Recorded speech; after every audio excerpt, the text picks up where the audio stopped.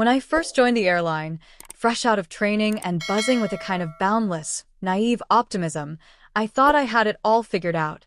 My name's Isla, and I was, to put it mildly, an enthusiastic 23-year-old ready to conquer the skies. Or at least serve pretzels with a smile. My uniform was crisp, my hair was pinned back exactly right, and my spirit was practically vibrating with excitement. What I didn't account for was Nova. Nova wasn't just a purser. She was the purser. The kind of person who seemed to glide through the cabin, effortlessly composed, every strand of her dark, shoulder-length hair perfectly in place. She was only 25, barely older than me, but carried an authority that made the veteran crew members straighten up. Her uniform was always impeccable, pressed to perfection, the silver wings on her lapel gleaming under the cabin lights. She had these eyes, deep and knowing, that missed absolutely nothing. They were a cool, assessing shade of brown, framed by elegant brows, and when they landed on you, it felt less like a look and more like a precise inventory.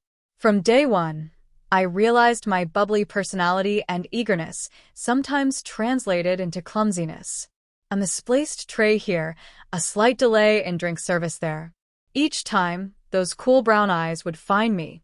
Nova never raised her voice, never made a grand scene, but her corrections were surgical, delivered with a quiet intensity that cut right through my cheerful facade. Isla, she'd say, her voice low, almost a murmur, yet it resonated with an undeniable firmness. The galley cart should be secured immediately after service. Safety first. Or, the ice bucket goes on the right, not the left. Consistency is key. Each time, a little piece of my effervescent confidence deflated. I wanted so badly to impress her, to prove I wasn't just some flighty newbie, but her exacting standards felt like an insurmountable wall. She was beautiful, yes, strikingly so, with a refined elegance that seemed almost intimidating, but her beauty was overshadowed by her strictness, her unwavering precision. I admired her, I truly did, but mostly, I was terrified of making another mistake under her watchful gaze. It was a flight to Denver, a particularly full one. The air was already thick with the low hum of engine noise and the murmur of passengers settling in. We were in the middle of beverage service, the aisle a narrow gauntlet of outstretched hands and half-eaten snacks. I was feeling pretty good about myself. I'd managed to avoid any major blunders so far. I was carefully balancing a tray of drinks, navigating around a passenger's extended leg, when it happened. A sudden, unexpected lurch of the plane, a minor air pocket, but it was enough. My hand slipped. The tray tilted, and a cascade of ice water, along with a few sodas, went tumbling. It wasn't just a splash, it was a small, public disaster. The water soaked the lap of a gentleman in 14C and splashed onto the pristine, white blouse of the woman beside him. A collective gasp, then a moment of stunned silence. My face flushed crimson. Before I could even stammer out an apology, Nova was there. I swear, she moved with the speed of a silent predator. Her expression, usually so composed, was taut with irritation. Her eyes, those precise brown eyes, burned into mine, and for the first time, I saw a flicker of genuine anger. "Isla," she said, her voice a low, steely whisper that somehow carried through the entire cabin. Every passenger in our section seemed to freeze, suddenly captivated by the unfolding drama. "Is this acceptable? Is this the standard we uphold?" She didn't wait for my response, her gaze unwavering as she directed her attention to the soaked passengers, apologizing with smooth professionalism, offering blankets and fresh clothes. But her words to me, delivered with that quiet, devastating authority, continued to echo in my ears. "We are responsible for the comfort and safety of everyone on board. Carelessness is not an option." She handed me a cloth, her fingers brushing mine, the contact almost burning. "Clean this up. And then I want to speak with you in the galley." My cheeks were on fire. The stares of the passengers felt like physical blows. My eyes welled up, blurring the perfect rows of seats, the disapproving set of Nova's jaw. I wanted the floor to open up and swallow me whole. I mumbled a barely audible, yes, Purser Nova, and started dabbing at the growing puddle, my hands unsteady. The humiliation was absolute, a heavy, suffocating blanket. I could feel tears stinging my eyes, hot and unwelcome. As soon as I could, I fled, retreating to the relative privacy of the aft galley, the sounds of the cabin fading as I fought a losing battle against the tears that now streamed down my face. I buried my face in my hands, hot, useless tears blurring my vision. I was a failure. The flight back was mercifully quiet, at least for me. Nova didn't seek me out in the galley again, which was both a relief and a new kind of dread. I spent the remainder of the trip performing my duties with a quiet efficiency born of sheer terror, avoiding eye contact with anyone, especially Nova. When we finally landed and the debriefing was over, I practically ran for the hotel shuttle, desperate for the solitude of my room. I locked the door behind me, threw my uniform jacket onto a chair, and just stood there for a moment, letting the exhaustion and lingering shame wash over me. The incident replayed in my mind, the spilled water, the passengers' stares, Nova's piercing reprimand. I felt small, incompetent. I knew I was good-hearted, but my clumsiness seemed to overshadow everything. A soft knock interrupted my wallowing. My heart leaped into my throat. Who could it be? Surely not. Another knock, a little firmer this time. I walked to the door, my hand hovering over the doorknob. Who is it? I called out, my voice sounding shaky, even to my own ears. It's Nova. My breath hitched. Oh, no. This was it. The official chewing out. I imagined her standing there, perfectly composed, ready to deliver a final, crushing blow to my already battered confidence. I took a deep breath, steeling myself, and opened the door a crack. She stood there, not in her uniform but in a simple, elegant dark blouse and trousers, her hair still neatly pulled back. She looked softer, somehow, without the uniform's sharp edges, but her expression was still serious. My mind raced. Purser Nova, I started, immediately launching into a torrent of apologies. I am so sorry about today. I don't know what happened, I really tried to be careful. It won't happen again, I promise. I'll be extra vigilant. I know how important safety is and professionalism, and I really respect your standards, I truly do. I was so clumsy. I feel terrible about the passengers. The words tumbled out, a desperate, rambling confession of all my shortcomings. She held up a hand, a quiet gesture that stopped my frantic apologies mid-sentence. Her eyes, less sharp now, held a different kind of intensity, one I couldn't quite decipher. Isla, she began, her voice still quiet, but without the earlier steel. I also want to apologize. My jaw dropped. I must have looked like a fish. Apologize? Her? To me? I blinked, trying to process what she'd said. My tone earlier was uncalled for, she continued, her gaze steady. I was stressed, we had a tight turnaround, and I took it out on you. That was unprofessional of me. Your effort, your enthusiasm, they're valuable. And I know you're trying. A tiny, almost imperceptible sigh escaped her. It's a tough job, and everyone makes mistakes, especially when they're new. My responsibility is to guide, not just to reprimand. I was speechless. The air in the hallway seemed to shimmer with the unexpectedness of her words. My chest felt lighter, as if a great weight had been lifted. The anger, the humiliation, it all began to dissipate, replaced by a strange mix of relief and something else. Admiration, maybe, for her honesty. Oh, was all I managed, my voice still a little hoarse. Thank you, Purser Nova.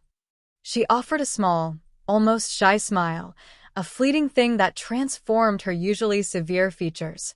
Just Nova is fine, Isla. We're off duty now. She paused, then added, if you're willing, I could show you a few tricks tomorrow, before our next flight. Things that help with stability, with organization in the galley. My heart gave a little jump. I'd like that very much, Nova. The tension that had hung between us for weeks, maybe months, finally dissolved. A new kind of quiet understanding settled in its place. The next morning, Nova kept her word. Before shift, while the cabin was still largely empty, she walked me through the galley. It wasn't a lecture, it was a masterclass.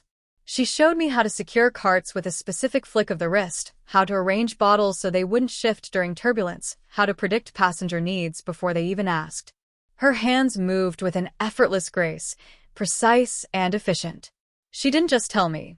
She demonstrated, patiently, sometimes with a quiet humor I hadn't known she possessed. "It's all about anticipating the next move," she murmured, stacking mini juice cartons with the precision of a Jenga master. "Like a chess game, but with more peanuts." I laughed, a genuine, unburdened sound. I never thought of it that way. Under her guidance, my progress was rapid, almost astonishing. The clumsy stumbles became fewer, the minor mishaps practically vanished. I started to move with a new confidence, a smoother rhythm. Nova would observe, sometimes just with a nod, sometimes with a brief, approving glance that felt like a quiet victory. We began to develop our own silent communication during flights, a shared look that meant, "Check aisle 3, a subtle gesture indicating a particular passenger's need. Our interactions shifted. The formal distance between us began to bridge. Sometimes, during a lull in service, we'd share a quick, hushed conversation about a particularly demanding passenger or the surprisingly good catering on this route. There were shared smiles, brief moments of easy camaraderie that warmed the sterile cabin air. I found myself looking forward to flights with her, not with trepidation, but with a surprising sense of anticipation. It wasn't just about learning anymore. It was about being around her. She was still meticulously professional, but now I saw the genuine passion behind her perfection, the quiet care she took in ensuring everything ran seamlessly. And I, for the first time, felt truly seen, not just as a clumsy newbie, but as a person capable of growth. As I grew more confident in my role, my fear of Nova slowly transformed into something else entirely. I still admired her unwavering competence, but now I also saw the quiet strength in her, the almost artistic way she managed the chaos of a flight. I started noticing things beyond her strict professionalism. Her eyes, those deep brown pools, weren't just assessing anymore. Sometimes they held a spark of dry wit, especially after a particularly ridiculous passenger request.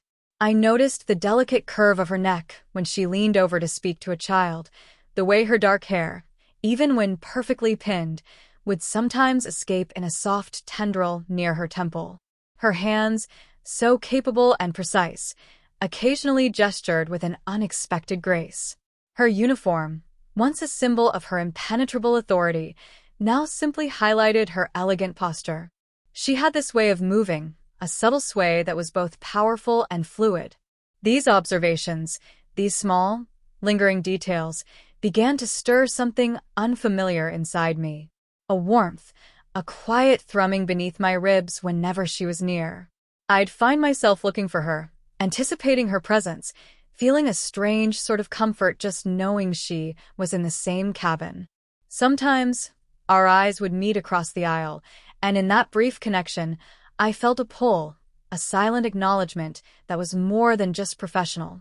It wasn't flirting, not in any overt sense, but it was a quiet magnetic force, pulling me towards her, making me acutely aware of her every nuanced expression.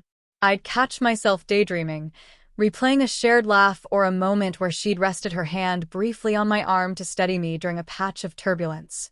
My mind would race with these small interactions, dissecting them, wondering about their deeper meaning. Was it just friendship? A mentor-mentee bond? Or was there something else, something unspoken, shimmering between us, just beneath the surface of our polished professionalism? The thought was both thrilling and terrifying. I pushed it down, of course. This was work. She was my purser. But the feelings lingered, persistent and undeniable, reshaping my perception of her and of myself. The unspoken tension between us became a constant, delicate undercurrent. It wasn't spoken, not directly, but it manifested in subtle ways. A shared glance held a fraction too long. A quiet conversation in the galley that drifted from flight protocols to personal anecdotes revealing slivers of ourselves we rarely showed others. Nova would sometimes wait for me after a flight, ostensibly to discuss the debrief, but the conversation would invariably stretch, lingering over shared cups of airport coffee. I found myself craving her presence, feeling a distinct emptiness when we weren't on the same roster. My internal monologue became a constant interrogation of my own feelings. Was it admiration that deepened into affection? Or something more profound? The idea of us, in any romantic sense, felt both exhilarating and dangerously transgressive in our professional sphere. One evening, after a particularly long flight, we were the last two to leave the plane. The cabin was dim, quiet, the air stale with recycled air. As we gathered our things, Nova paused, her back to me. "You've really come into your own, Isla," she said, her voice soft in the stillness. "It's been good watching you grow." My breath caught. It was a simple compliment, but delivered with such genuine warmth, it felt like a revelation. "Thank you, Nova," I managed, my voice a little husky. "That means a lot. You really helped me." She turned then, and her eyes met mine in the dim light. There was a vulnerability there I hadn't seen before, a soft questioning. For a brief moment, the space between us seemed to hum with unspoken words, with feelings that reached beyond friendship and collegiality. My heart pounded, a frantic drum against my ribs. I wanted to reach out, to bridge that tiny gap, to say something, anything, to articulate the whirlwind of emotions churning inside me. But the ingrained fear of shattering this fragile, beautiful connection we'd built, held me captive. She cleared her throat, breaking the spell, and offered a small, professional smile.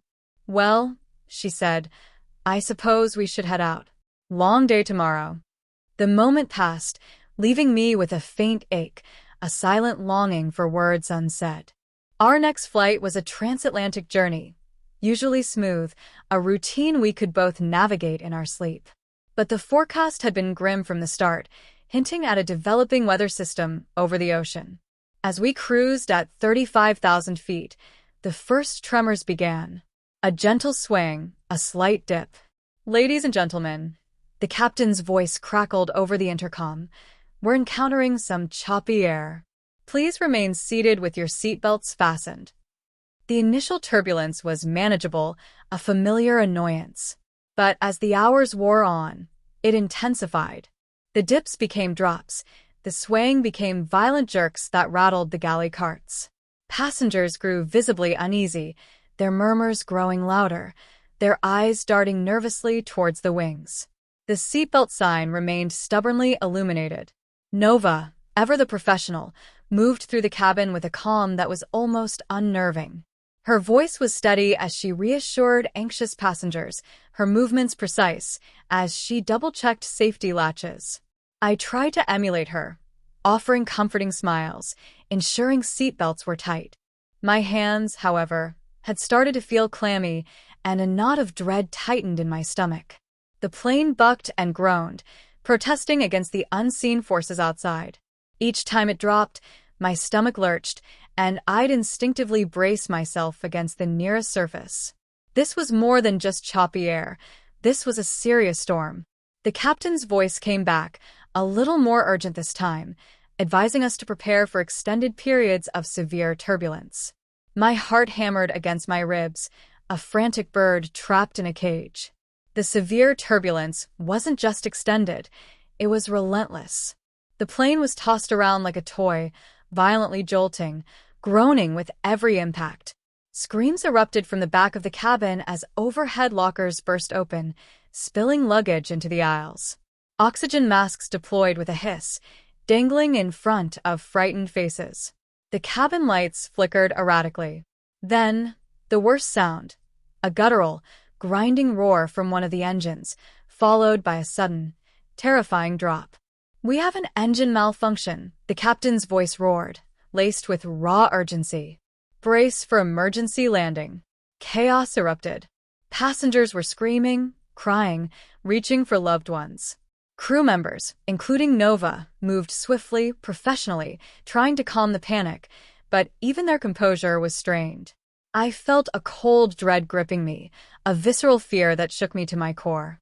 I found myself cowering against a galley wall, my professional veneer shattered, tears streaming down my face. I was terrified. All the training, all the protocols, vanished in a wave of primal fear. This wasn't a drill. This was it. Through the maelstrom, a hand found my arm. I looked up, my vision blurred by tears, to see Nova. Her face was pale, but her eyes, though wide with concern, still held an unwavering focus. She didn't say anything, just pulled me close, tucking my head against her shoulder, wrapping her arms around me in a tight embrace. The world outside, the screaming, the shaking, faded into a muffled roar. All I could feel was the solid warmth of her body, the faint scent of her perfume, the frantic beat of her heart against my ear. In that moment, suspended between life and death, all the unspoken words, all the careful hesitations, dissolved. The fear was too great, the possibility of never having another moment too real. If this was how it ended, I couldn't leave anything unsaid. "Nova," I whispered, my voice choked with tears. I love you." The confession burst out, raw and unbidden. And then, driven by an instinct I couldn't control, I lifted my head and pressed my lips against hers. It was a brief, desperate contact, tasting of salt and fear, but it was real. Her lips were soft, a faint quiver in them, and for a fleeting second, I felt her respond, a silent, powerful affirmation amidst the chaos.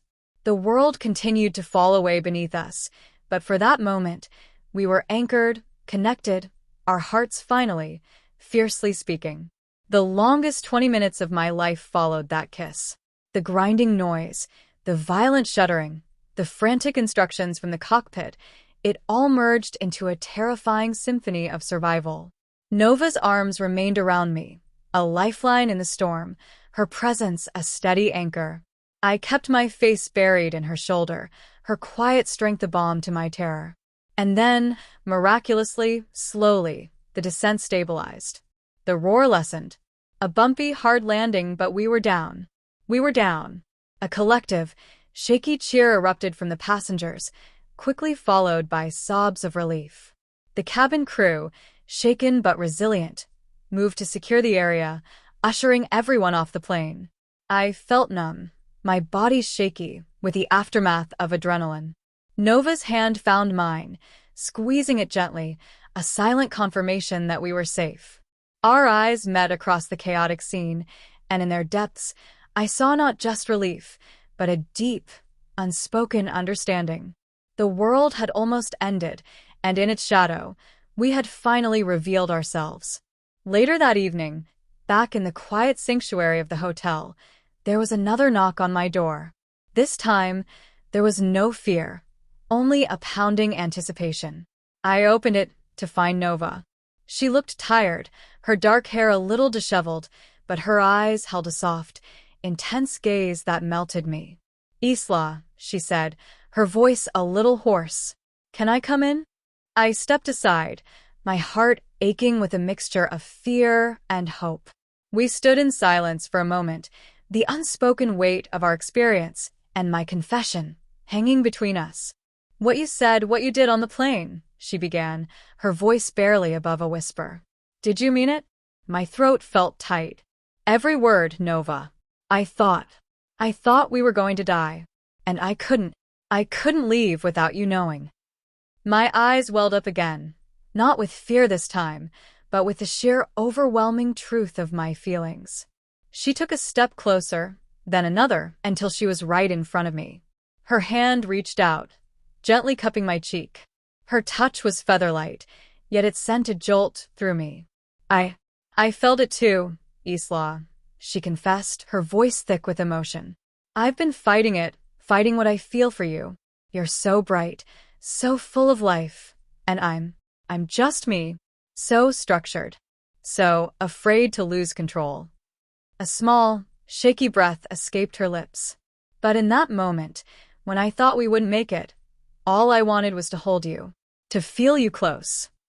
Her eyes searched mine, raw and vulnerable. Yes, Isla. I love you too. And then there was no more talking. We simply moved toward each other, arms wrapping around each other, drawing close. It was a long, quiet embrace, our hearts at last fully aligned, the world outside fading away as we found solace in each other's arms, a silent testament to the love that had bloomed in the shadow of disaster. The past weeks, the tension, the longing, all culminated in that moment of profound, shared intimacy. The world didn't stop because a plane almost crashed or because two flight attendants found love amidst the terror. Life resumed, but for Nova and me, everything had fundamentally shifted. We navigated the initial awkwardness, the quiet glances, the almost imperceptible touches, with a tenderness that spoke volumes. The workplace romance was a delicate dance, requiring discretion and careful boundaries, but our bond, forged in fire and fear, felt unbreakable. Isla, the clumsy newbie, had transformed. Nova's mentorship had not only honed my professional skills, but had also instilled in me a quiet confidence that resonated in all aspects of my life. The girl who used to cower in fear now moved through the cabin with a newfound grace, her smiles genuine, her competence a quiet reflection of her growth. And Nova, the unyielding purser, had softened around the edges. Her precision remained, but it was now tempered with a visible warmth, a vulnerability she once kept fiercely guarded. I saw glimpses of it every day, a lingering look, a knowing smile directed only at me, the way her hand would sometimes brush mine in the galley, a comforting, familiar touch. Our love story wasn't a sudden explosion. It was a slow, deliberate ascent, like a plane gaining altitude through turbulent skies. It had started with conflict, born of my clumsiness and her strictness, and had been refined through understanding, mentorship, and ultimately, a brush with mortality that stripped away all pretense. We were an unlikely pair, the meticulous purser and the once clumsy flight attendant, but our differences, once a source of friction, now complemented us, balancing our individual strengths and vulnerabilities. Our future stretched before us, an open sky.